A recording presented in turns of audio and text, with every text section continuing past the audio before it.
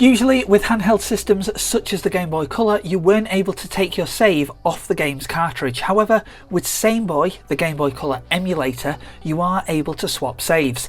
And today I want to show you how you can do it. Firstly, all you'll need is an existing save. All of your saves are stored in the same place where your ROM is, and they are listed as .sav. For the save files to work, they will need to be here because it's where the emulator reads them from. But if you do move them into a backup folder and then go to play the game, it will create a brand new save, as there isn't one present in the ROM folder. So let's use this as an example from Pokemon Blue. I've got a game save early on in the game and I've only played a couple of minutes. I'm going to make an in-game save and then I'm going to quit the game. Now when I go to where my ROM is stored, there is a save file here, so I'm going to right click, press new folder and call it Saves Backup. Then I'm simply going to drag and drop the save file into the folder. As mentioned, if I start up the game now, it will create a new save.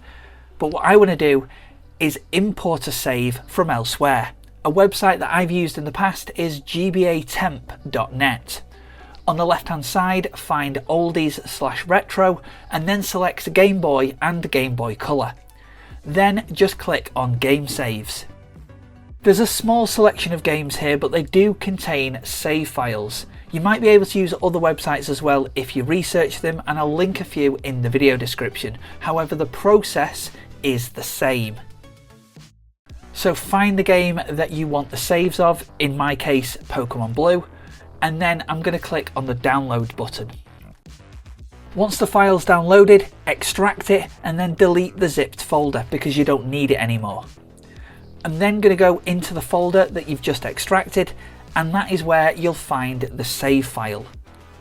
In this example, I'm just going to drag and drop it, in my case, into the Pokemon Blue ROM folder. I'm also going to then rename the file the same name as the one in my backup. It's important that the save has the same name exactly as your ROM, as occasionally it won't work. Now just boot up the game and the save should load. We can see in this example it's an unlock all save. All the Pokédex is unlocked, so are all the badges, and I've also got a lot of the items. This is just one example, and of course it can be done with other games as well. As mentioned, the process is the same, but always back up your own save first.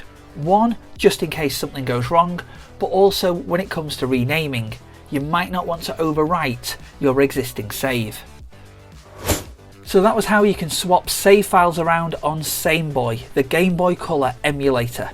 If this video was useful, leave it a like and feel free to share.